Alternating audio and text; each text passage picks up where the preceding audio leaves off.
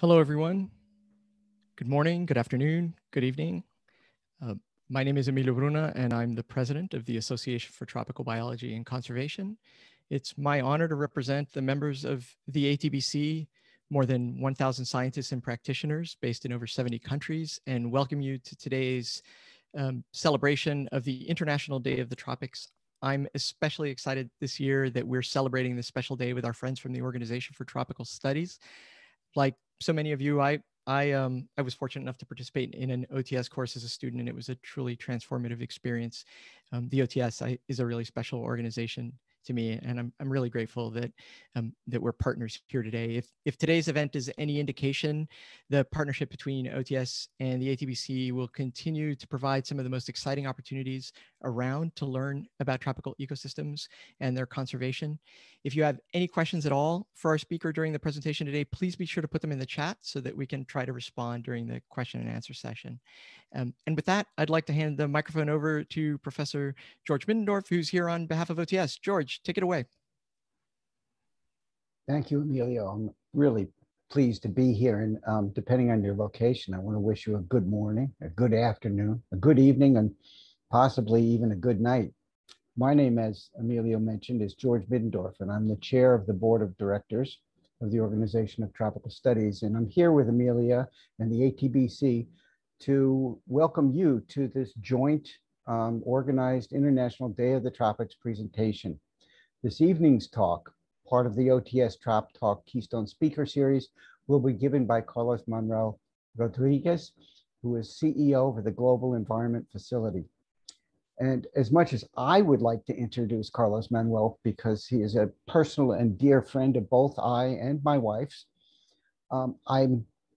it's much more fitting that this introduction be done by a longtime colleague of his, Dr. Alvaro Umana.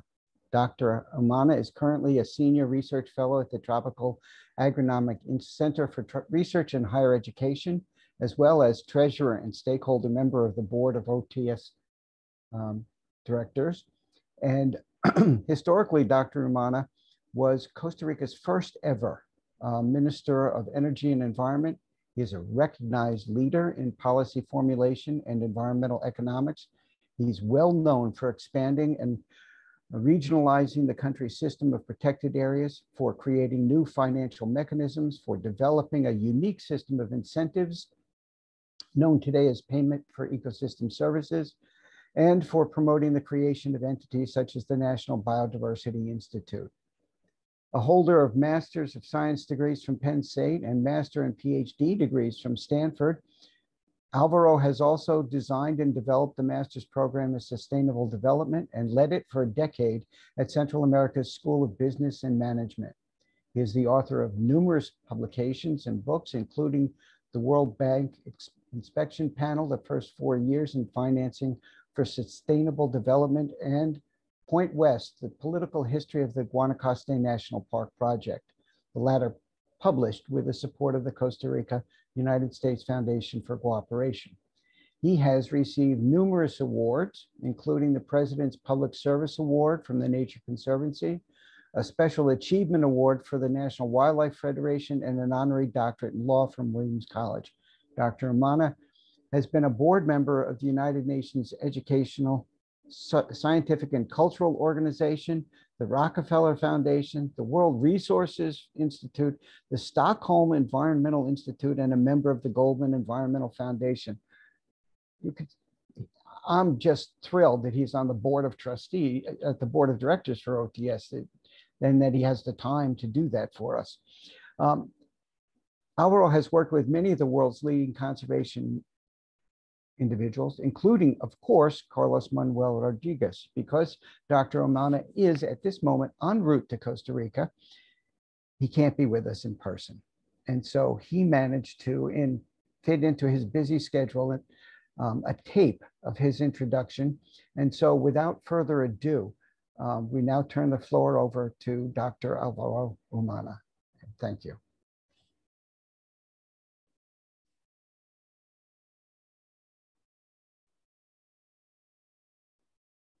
It is both a pleasure and an honor to introduce my friend and fellow former Minister of Energy and Environment of Costa Rica, Carlos Manuel Rodriguez.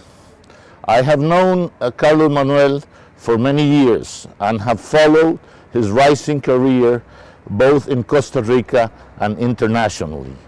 On this occasion, we welcome him as CEO of the Global Environment Facility. The Organization for Tropical Studies is a critical organization for building capacity in biodiversity and forest management in the tropics. And the knowledge and experience that we have generated over half a century of academic and research efforts are essential for the future of the tropics. I am sure that in Carlos Manuel Rodriguez we have an ally in this task because he knows our capabilities and the potential to build capacity on a global scale.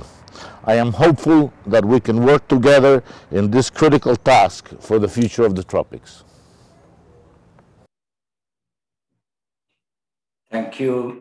Thank you so much, Alvaro, for the introduction, and thanks, Emilio and George. I'm really thrilled to be here celebrating the International Day of the Tropics, and very pleased to join OTS and ATBC for today's. Probably, as opposed to Emilio and George, I never did a OTS course. I'm a lawyer. I'm an environmental lawyer, but I never did an OTS course. Nevertheless, I grew under the big influence of OTS and many of the people that work with OTS. I'm the product of the influence of Daniel Jansen, Luis Diego Gomez, Don Stone, Charles Neld, Gary Harstrom, Deidre McLean, and yes, of course, the many Costa Ricans that work in La Selva and OTS, my dear friend, Orlando Vargas, and all of them. I remember Orlando Vargas as a very young kid in La Selva doing the tourist guide course. When I was, beginning my love relationship with La Selva, the stations and OTS, I never took a course, but I was blessed by the fact that I work into courses with OTS that has nothing to do with biology. Has to do with decision-making. I was a co-coordinator and assistant, first an assistant and then a co-coordinator in courses 8 and 6, which are the English course for US decision makers, and then the course 6, the Latin American decision-making course. We did it with congressmen, we did it with judges, we did it with many different versions of those courses. From, I believe, 1988 all the way into the late 1990s. And those courses, being a coordinator in those courses, working with OTS, really helped me define my vocation and define my professional aspirations. And I'm really, really grateful with the opportunities that OTS, OET for us over here in Costa Rica, gave me. It really helped me understand that my future was working the interface of science and decision making. And this is what I've been doing ever since, so working the interface of science and decision making. I've been blessed by fortune and hard work to be now the CEO of the Global Environment Facility, which you all know very well. It's the largest environmental fund in the planet. We provide with around $1 billion in finance to developing countries so they can achieve their goals and targets with respect to the international environmental conventions. And even though $1 billion sounds a lot of money, that is not enough to really do the system change. And this is, one of the biggest challenges that we have in the GF. How do we become a global agent of change? How do we strategically invest in those transition and those system change in the way we produce our food, in the way we generate our energy, in the way we live? And I feel very grateful about this opportunity, and I want to give back to what I received from OTS throughout my whole life. So let me just begin from the global to the local in terms of the challenges that we confront in terms of forest conservation. And let me begin talking about the financial aspects, the economic aspects, so we can have a clear picture of where we are and where we need to do, and what are the things that we need to do on three areas. One is on the financial area. The second has to do with policy development.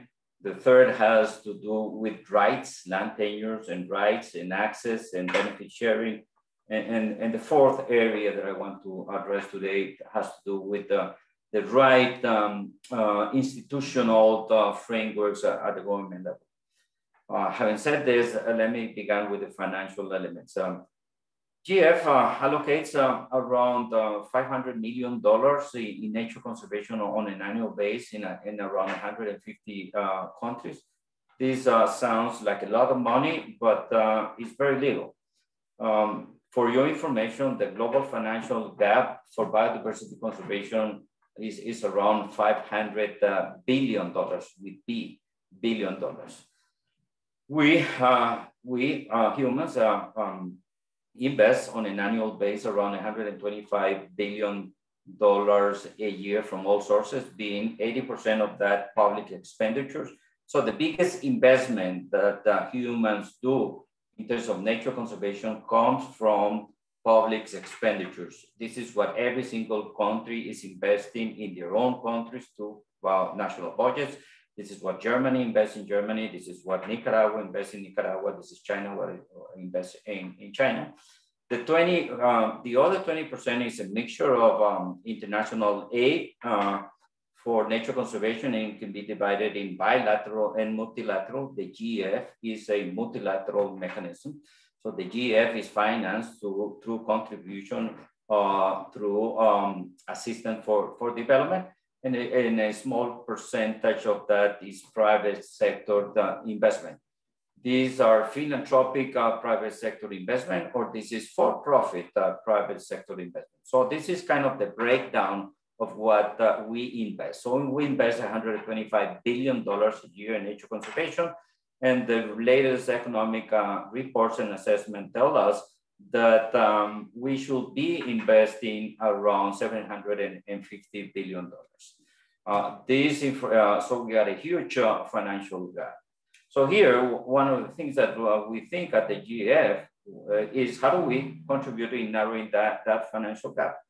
One key element that I do have very clear at the GF is that even though I can be very successful in doubling and tripling the trust fund to give more grants, that won't be enough to really narrow down the global financial gap. So the only way that we can be able to narrow that financial gap is through a more effective management and investment of public expenditures, and dealing with perverse investment, perverse incentives and subsidies.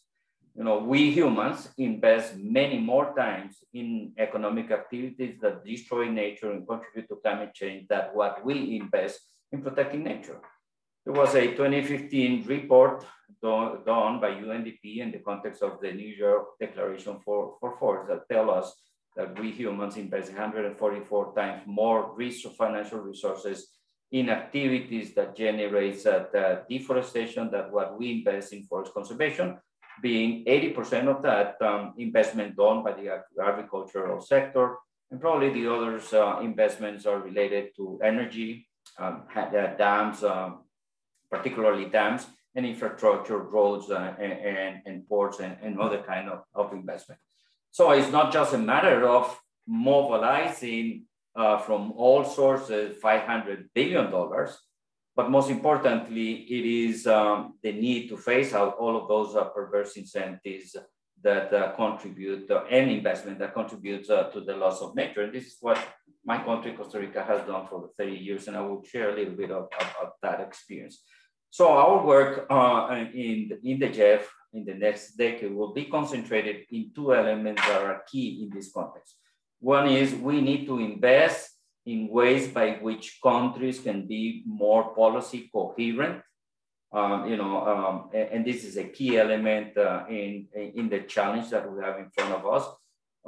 As I said, investing many more times in economic activities that generate deforestation than what we invest in terms of in forest conservation is a very good proof of what we environmental lawyers and politicians call the lack of policy coherence.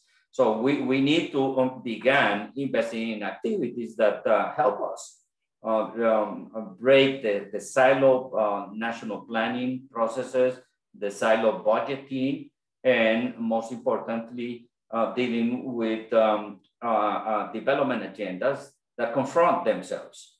And one key element is how do we harmonize the vision of the Ministries of Environment with the vision of the Ministries of Agriculture. And this is key in this context. We will never achieve our objective of protecting forests if we don't bring at the landscape and the seascape level a common vision within these two ministries. And we got a lot to do in front of us, because on one side, we know that agricultural policies, agricultural investments is the most important driver for the tropical deforestation.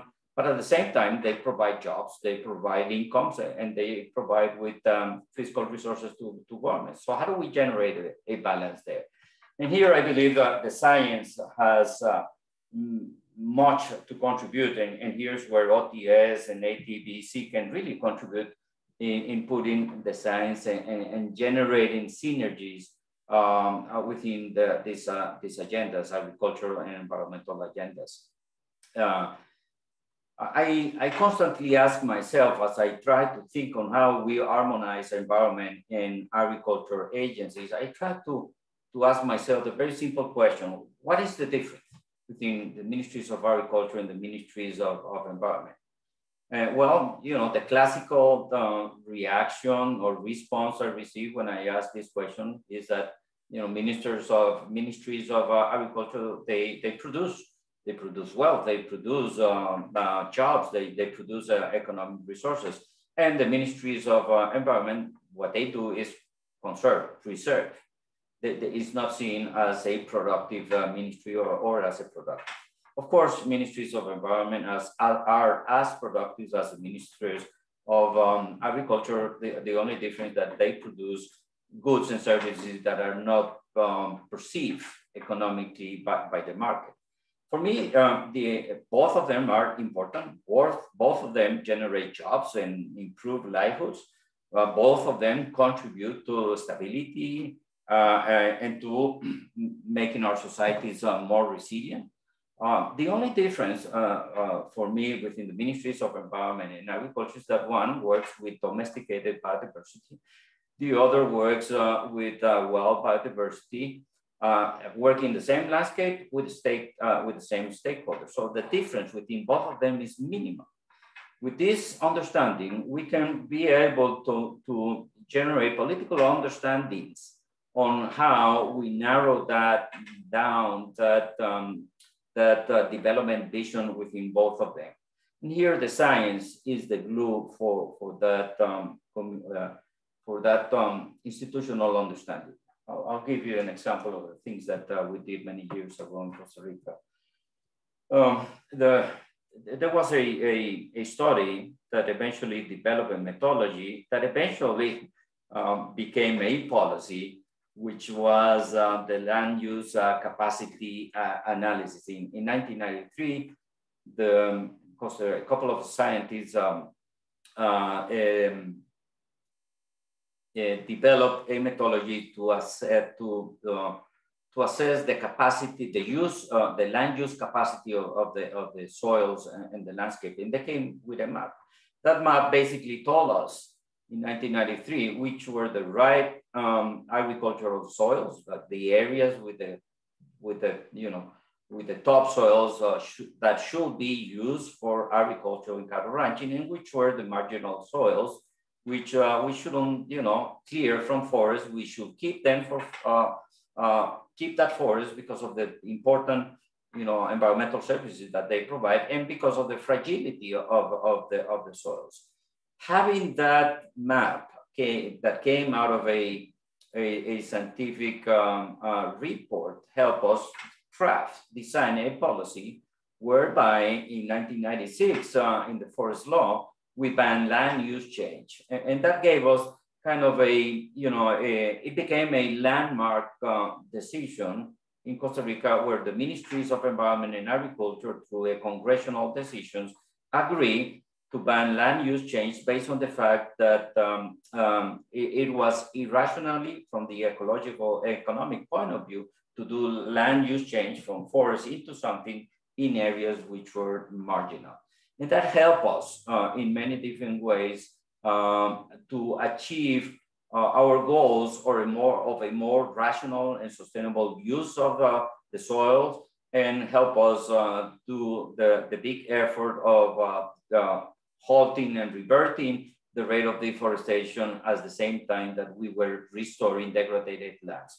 So here, there's a good example on the things that we need to confront when we talk about mobilizing resources more efficiently at the national level to narrow the financial gap, so we can be on track to implement the country's national biodiversity plans, what we call the NBSAPs. Today, we are in the latest stages of political negotiations of the Convention on Biological Diversity, where I hope that very soon in COP20 and COP15, which is happening this or next year, it is still unknown, all countries are able to commit to protect 30% of the planet by 2030 and becoming nature positive until 2030. So that cannot happen if we don't have a financial strategy on how to mobilize resources. And my point here is that the $500 billion financial gap will be closed not just by providing $500 billion, but a combination of providing new funding, domestic and international funding, with a strong effort to generate more policy coherence. Countries shouldn't be investing in activities that generate biodiversity loss and climate change. And I hope that in these decades, countries really understand that it is in their own self-interest to invest in these transitions, and that it is in their own self-interest to put the right policies and create the right enforcement capacities and create the right market incentives, so forest conservation and forest restoration can be economically attractive for the small, the medium, and the large owners.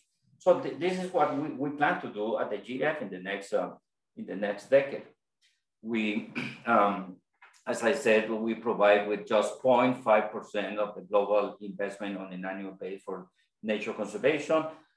We may be, and I expect to be very successful in the next replenishment process, but that won't be enough to cover every need of every single country. So all of the GF resources will be invested in helping countries be more coherent in their development policies and be more efficient in how they invest their domestic resources.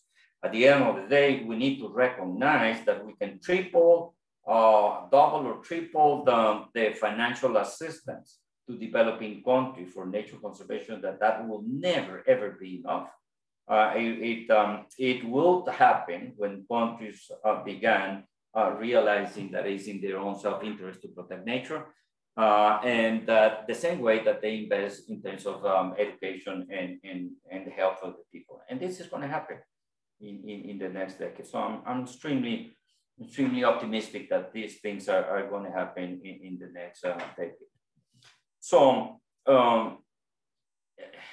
as you generate these conditions, you will be confronted with many issues.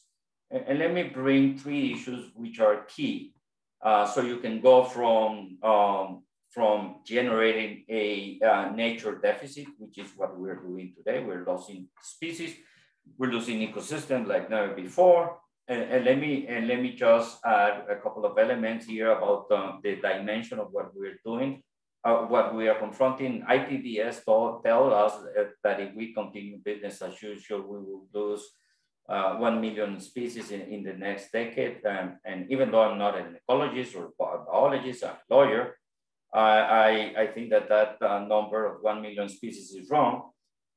We most probably lose 10 million species because we don't really know how many species of plants and animals, particularly invertebrates in the planet. And you know, projects like the one that Janelle Jansen is doing with his team and colleagues in the Guanacaste Conservation Area, which is called Biodiversity, doing the DNA barcoding, is telling us, you know, that we have 10 times more species than what we probably previously thought. So based on that, we need to realize that we need to go from, you know, a deficit in terms of our natural capital into a positive, into a surplus by 2030, and that can be done if we can concentrate on three elements which are key to me, which is in a sense some of the experiences that we went through in Costa Rica, some of the experiences that I have seen in many other developing tropical countries, and these are some of them, the three of them. One, we need to really solve once and for all the rights issue, rights to the land and rights to the resources. And even though we've been talking about this for decades, there is very little progress. And I work based on my experience that governments are the worst stewards of nature. And if we continue thinking that the land and the resources are owned by governments, even though people has been living there for centuries, we will never get into a positive situation. So we need to realize that one of the most important elements is that we need to fully recognize rights to rural communities, rights to farmers, rights to indigenous communities. The more you secure the title and rights, the better the management of natural resources, and that is, you know, that is extremely important. So this is an element that we need to really work, because the progress on this front is very limited. And this is a very sensitive political issue. Many governments in many countries are not willing to give those steps forward because of ideological reasons. And some of those ideological reasons has to do from corruption and lack of transparency in the management of forests in the logging sector, all the way to the need to have control of their citizens and people. And this is a huge issue which is in the center of whatever solution we will look for in terms of forest management and forest conservation in the tropics. If we see where the indigenous territories are located, if we see where the high concentration of biodiversity and freshwater are, it is a no-brainer for all of us to think that securing rights is the best way to secure a just and smart way to manage those resources. So land tenure is an issue that cannot, the need to solve land tenure issues is an issue that we don't have enough time to solve. And it's not just rights to the land, but also rights to the genetic, biochemical, and other environmental services related services. This is critical in this context. The second element that we need to work very hard is the transition from going from negative and perverse policies and incentives into the right ones. This was clearly stated in Aichi Target number 3, which was agreed in 2010 in Nagoya during the CBD COP10. And unfortunately, very little progress was done there. So this is you know, in theory, this is very simple. And I said it before, we invest many more time financial resources in activities that generates deforestation than what we invest in forest conservation. We need to turn it all the way around. We need to go from negative incentives into positive incentives. And this is basically what we did in Costa Rica. It took us 30 years to do that, but the benefits are extremely positive. Costa Rica was able to double the size of the forest at the same time that the population doubled and the economy tripled, telling us that protecting forests, restoring the landscape is not a burden for growth and development. On the contrary, it contributes to the social well-being and economic stability. You know, last year, 2 huge hurricanes hit Central America, back to back in a matter of 2 weeks. 2 huge hurricanes hit Central America. They hit hard on Nicaragua. They hit hard on Honduras.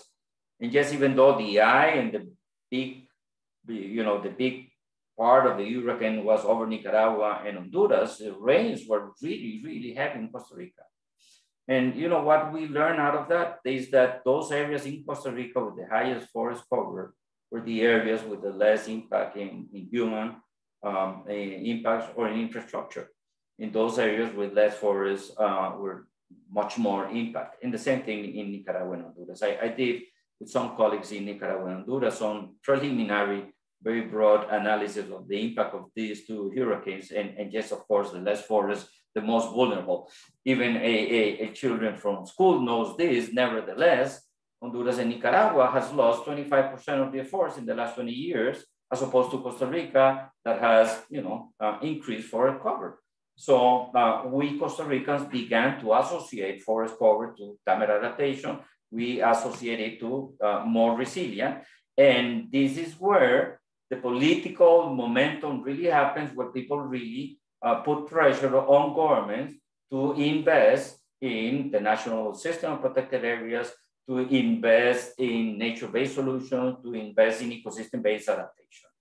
And this is where the people really connect the dots. So we need to go from perverse incentives into positive ones. One of my first one of my first interesting tasks as a law school student in the University of Costa Rica was in 1986 when Congress was drafting the second forest code. I tasked myself with a couple of professors to map all the perverse incentives that generated deforestation in Costa Rica, so we can use the new forest code to do some change and adjustment. And I found 63 policies that contributed directly to land use change in deforestation. And we began the long process in 1986 in reverting them. And every time a new forest code came, we changed it. Every time a new environmental conservation law came, we did some changes. And we went from having to pay a tax for owning forests. Yes, you're right. You're hearing correctly. In Costa Rica, we had a policy that put a tax to those who own forests because those were considered unproductive farms. And this is based on the old agrarian reform philosophy and ideology that land should be put on the production, and land on the production was land with coffee or cows, not forest. So if you had forest, you had to pay a tax. So we went from paying a tax for having forest all the way to 1997, 96, 97, when we created a payment for environmental services. So those who own forests, tree plantations, and agroforestry systems were paid for the carbon, water, and biodiversity services. Today, the PS program in Costa Rica pays around $78 per hectare per year for keeping those forest-related activities. We got 8,000 farmers in the program, 40%, very small. Half of the indigenous territories are receiving a lot of money for the carbon services that they are doing. And that is a good example on how this country went from negative and perverse incentives into positive ones. Since I got just 5 more minutes, let me finish with my last topic that needs to be addressed at the country level. So we need also to, as we understand that there's a market failure, as we understand that we need to solve land tenure and rights, there's a third element here that is key, which is we need to do a stream makeover of how governments organize the agencies. We work on sectors, we work on silos. There are 3 or 4 agencies at the country level in every single country in the developing world that manage natural resources. We typically divide agencies between management of renewable natural resources, where we got the Ministry of Forests, the Ministry of Environment, the Ministry of Agriculture, we got Ministries of Water, and then on the other side, the agencies that manage non-renewable natural resources, which are typically Ministries of Environment and Energy and Mining. And they all work with their own agenda. They don't coordinate, they don't do common planning, they don't know each other. And what you see at the landscape level or at the seascape level is a big mess. That is why we're losing ecosystems. That is why we're polluting the atmosphere and the waters. We need to understand that we will never do the leap forward in terms of our aspiration of sustainability with the same institutional framework that in first place has created the problem that today we want to solve. We need to do adjustments. We need to break those silos. And there are many countries who has been doing that. The UK, as well as Netherlands, they got a Ministry of Agriculture and Environment. That is very interesting to me. This is a great way to narrow down those vision gaps and bring more coherent in how we manage the natural resources. In Costa Rica, we brought mining, energy with environment conservation and fresh water all together, in oceans all together under one agency. It wasn't easy. It is, but it has been, I would say, extremely successful.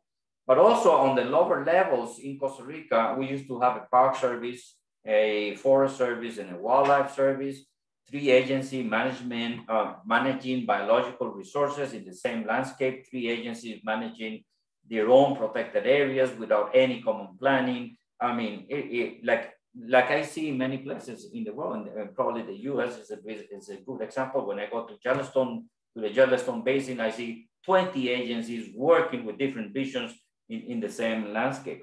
In Costa Rica, we merged them, the 3 of them, parks, forests, and wildlife, and all of a sudden, without being that our intention, we had an agency that looks at the landscape level, giving us a very different perspective and giving us a possibility to be more coherent. So my point here is that we need to begin doing major surgery in the institutional framework at the government level so we can be able to achieve progress on this. And I will finish with a paper I did a few years ago, I don't know, when I was working at Conservation International. I had this hypothesis that the rate of deforestation of the country is closely related to where the Forest Service is located. And my hypothesis was, if the Forest Service is located within the Ministry of Agriculture, most probably the deforestation of that country will be higher than the country that has the Forest Service located in the Ministry of Environment. I did a very quick survey analysis in Latin America, and guess what? It proved to be consistent with my hypothesis. So why do we keep forest services within the Ministries of Agriculture? I mean, it doesn't make any sense to us. And eventually, I will think that Ministries of Environment, Ministries of Agriculture can come together in a common vision. So this element of the institutional framework failure is a big issue that we need to address. So I will stop here. I want to thank for the opportunity of being able to share these thoughts and experience and this vision of the GF. The GF will be, working with all of you, bringing the science and the policy decision-making together like never before, because this is the moment. We got just 1 decade to move forward on this agenda. So thank you so much, and over to you, Lucia. Thank you so much, Carlos, for this truly, truly inspiring and really, really amazing presentation. So I'm Lucia, I'm the Executive Director of the ATBC, and together with Sofia Rodriguez from OTS. Hello there, I'm Sofia Rodriguez and I'm the Director of Academics of OTS. We will take some of the questions. There's lots of different questions and comments over here, and it's promising to be a really lively discussion. So Carlos, I'd like to start with the first question here from Mitch Aid, which is, it is impressive the amount of funds that GEF distributes for conservation each year. Can you comment on how GEF measures the impact of those funds in each country? So for example, forest cover or animal populations and so forth? Yes, of course. We got a result-based framework, which is done with the top science. And I feel confident that we do a very good monitoring and measurement in terms of the impacts and results. But I'm very ambitious on what I want to do. So that is not enough to me. And even though we measure it based on the science, there are two elements that are very important. One is the social economic benefit of that investment. And the other, and probably the most important to me as a politician, is to be able to put the numbers behind. Because I need to prove my donors, the Gef donors, that their return is high. So I'm doing that analysis and that approach. And yes, the presumption is that the return on that Gef investment is high. But then there's the other element. We limit ourselves, the GF limits itself and its 18 agencies within the project life and the project geography and context.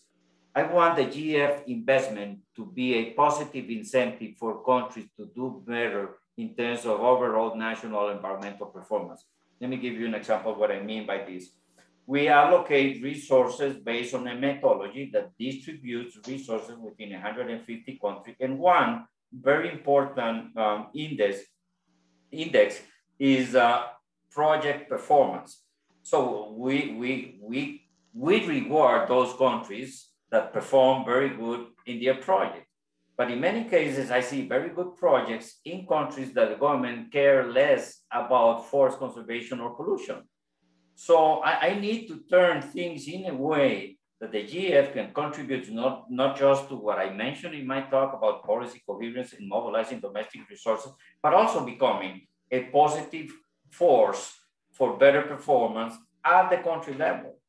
So yes, as a conservationist myself, I feel sometimes frustrated being the CEO of the GF and allocating a lot of resources in countries where I see not a clear or a strong political commitment to deal with issues like deforestation.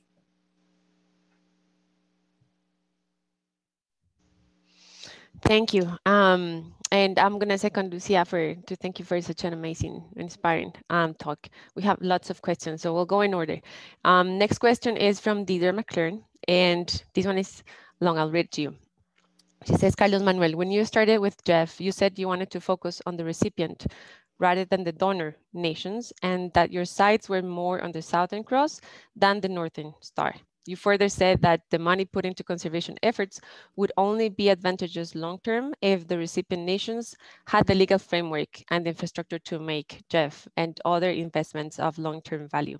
Can you give us an update on your views along these lines? Well, thanks, Deidre, for that question. And yes, I bring into the GF leadership a little bit of tropical common sense.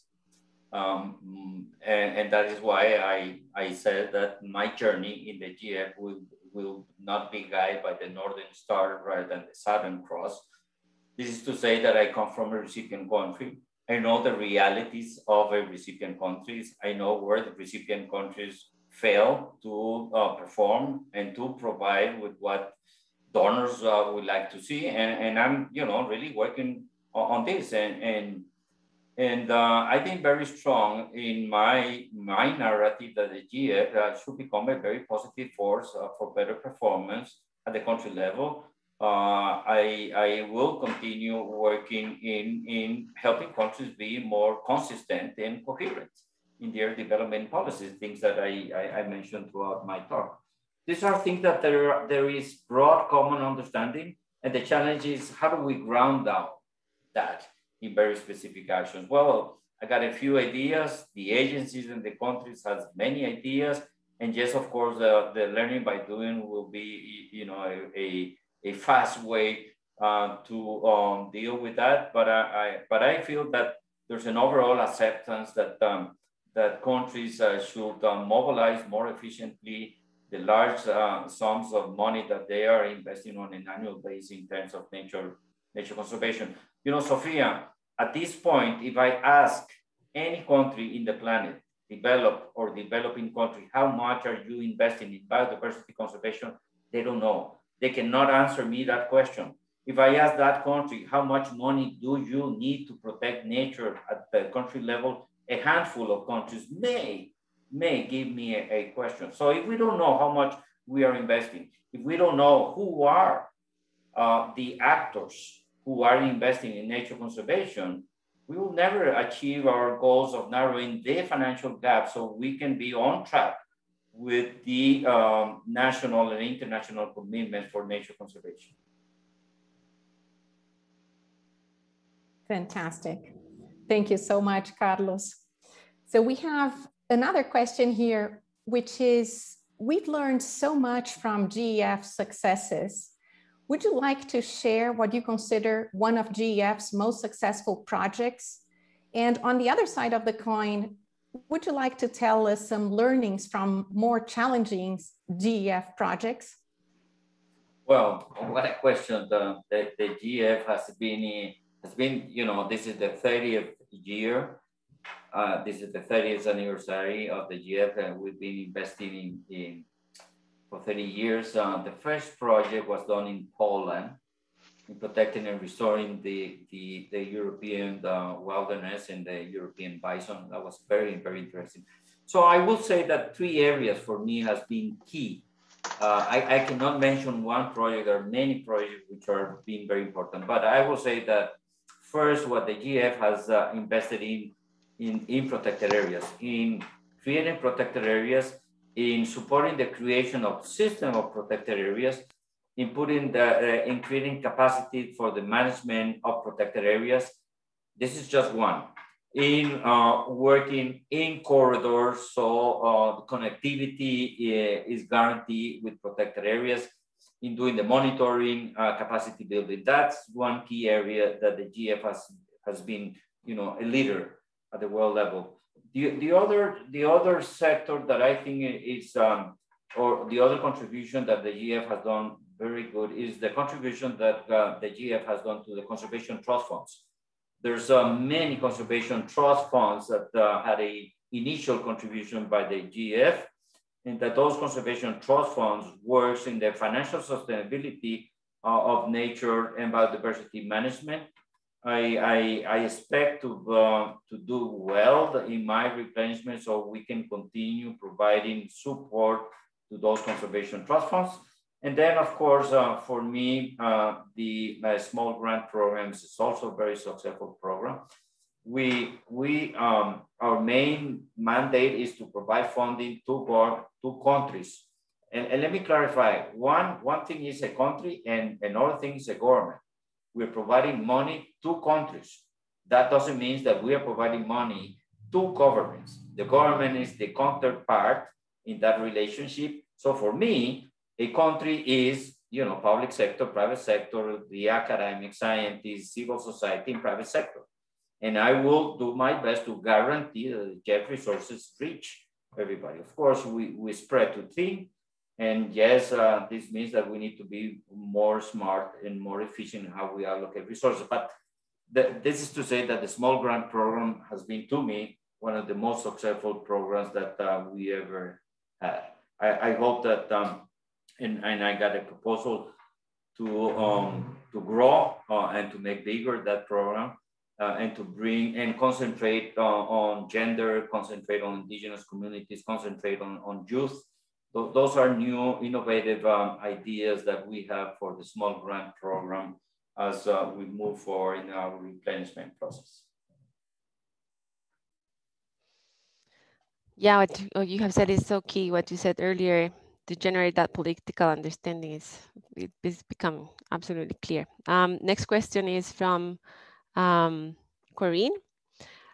She says, Corinne Friesendorp, I absolutely agree with the central importance of having a focus on land rights and land tenure, or indigenous peoples and campesinos small-scale farmers. Given that obstacles to title indigenous and campesino lands are complex, can you talk about what you think would need to happen to create positive incentives for land titling, land tenure rights, and what role the Gef could have in those incentives? Are there places on the globe where you think agrarian reform land tenure processes have worked well, and are there lessons from those places? Well, there are many places where the innovative land tenure policies has worked, probably not at the scale that we needed. But once more, my country is a good example. In the 1940s and 50s, the government of Costa Rica decided to give the land to settlers. Yes, of course, that was a very great incentive for deforestation at that time. But, you know, the government realized that, you know, the private ownership and secure ownership will give us more productivity, which was what they were looking for in the 1940s all the way to the 1960s, where we began aligning the systems. I think that more and more non-state actors are having a stronger participation in the international conversation, dialogues, and even negotiations. And this will be, you know, a very important turning point. I strongly believe that if we will have an agreement on Article 6 on UNFCCC, the Climate Convention, the Paris Agreement, we'll have the possibilities to have a global carbon forest market that will become a very positive incentive for countries to define and solve the land tenure issue, because no investor in a forest carbon market will be investing their resources in areas where uncertainties and risks are high, and the risk associated to not having a secure,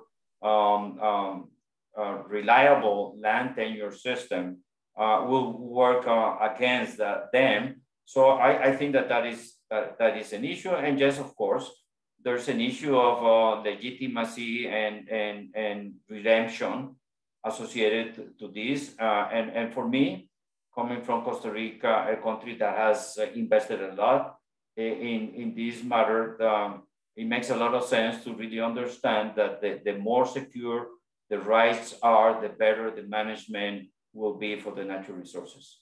So PS programs, RED+, and other mechanisms should be a major force for the political transition from the system that we have today in terms of land tenure to a acceptance, to have a hybrid, private, or a mixed system that can guarantee us the recognition of traditional rights, that can guarantee us the obligation, because it's not just providing a right. The right is associated to an obligation. That is key in this element. We need to really understand that there's a carrot and a stick package going over there. And this is very important. If indigenous communities are not being paid for the water and the carbon and the biodiversity they protect, they need to clear the land so they can produce and generate an income like the small farmers. So the possibilities are associated to the fact that there are hundreds of very positive examples of good things that we've been done.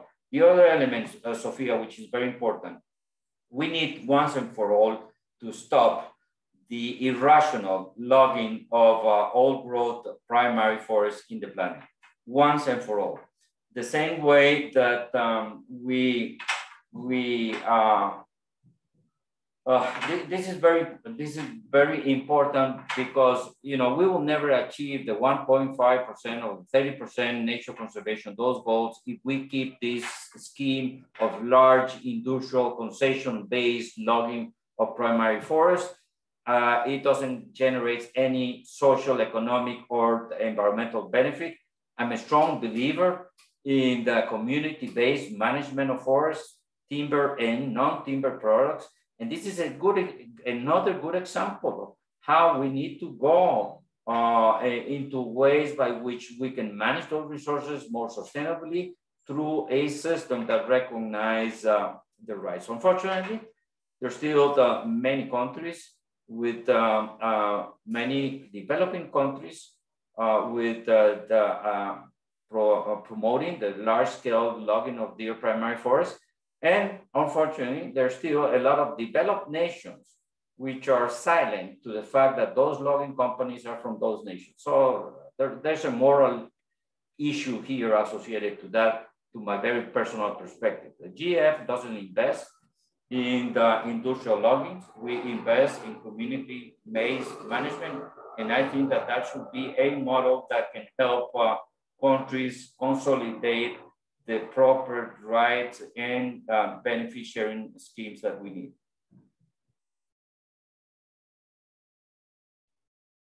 Thank you so much. And I think we are getting close to the hour here. So maybe one last question just to close. And that's a question from George Middendorf. And the question is, so how do you see professional organizations like OTS and ATBC, as well as environmental NGOs, working with GEF and other major funding agencies? Well, what a question. Well, first let me say that I'm the product of OTS and science-based organization, even though I never studied ecology or forestry or natural resources biology.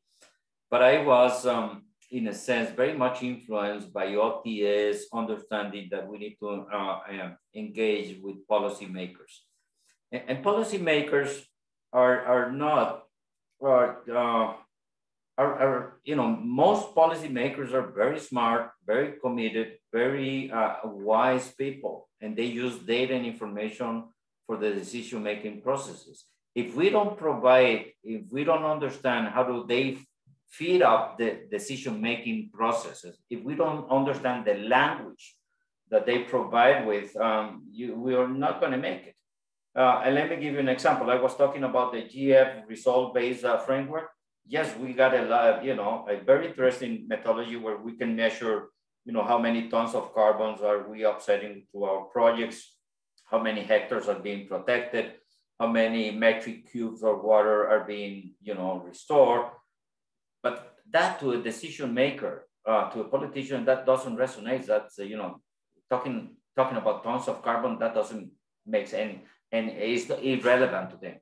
But if we assign a number, the dollar sign to that, they will understand. So we need to really, understand how do we put the scientific information in a language that is understandable. That's one element. And second, we need to really understand that you don't need to be a biologist to save the planet. We need to look to beyond our natural resources sciences and began engaging with social sciences, policy sciences, and other sectors, which are key in the context of what we need to do for the future.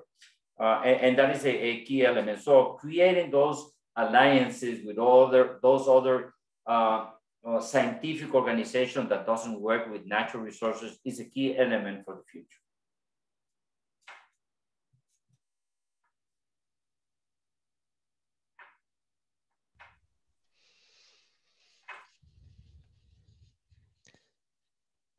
Thank you, Carlos Manuel. And so I think that we're past the time. I just want to thank you for taking the time to have this conversation with us. I wish that we could stay here for much longer. It's and for all the work that you're doing with Gef. There's a lot to do. So as you said, we don't need to be a biologist or be an NGO to help solve the crisis that we're going through. So before we go, I just wanted to make an announcement that we're very excited that OTS will resume hosting tours in Costa Rica starting February 2022. So we're gonna post in the chat the save the date announcement where you can find all the additional information about the trip as well as the contact information. And I hope that lots of people will be able to join us. Lucia. Thank you so much once more, Carlos. This has been really, really inspiring and really, really fantastic discussions. Like Sophia said, I wish we could continue this conversation for several hours. We have lots of questions here that we were unable to ask. So thank you so much. And I also want to make a final reminder that registration for the upcoming ATBC 2021 virtual meeting closes tomorrow. So please register, and it's here in the chat. So again, on behalf of ATBC and OTS, thank you so much, Carlos, for this truly inspiring and amazing discussion. Thank you so much.